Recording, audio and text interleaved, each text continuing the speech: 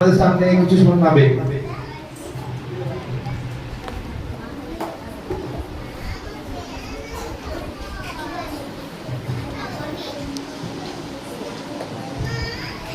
উপস্থিত সম্মানিত অতিথি, উপাধ্যক্ষ, শিক্ষক এবং আমার প্রিয় শিক্ষার্থীরা, আপনাদের সবাইকে স্বাগত। আজ আমরা বিশ্ববর্ণে বাঙালি কবি, লেখক, দার্শনিক, চিত্রশিল্প, সমাজ সংস্কারক এবং নোবেল বিজয়ী রবীন্দ্রনাথ ঠাকুরের জন্মবার্ষিকী উদযাপন করতে সমবেত হয়েছি। রবীন্দ্র জয়ন্তী উপলক্ষে প্রথমে সকলকে জানাই আন্তরিক অভিনন্দন ও শুভেচ্ছা।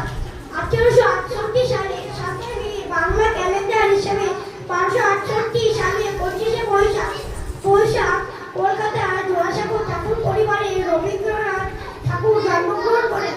তার পিতা মহর্ষি দেবেন্দ্রনাথ ঠাকুর, মাতা সারদা সুন্দরী দেবী।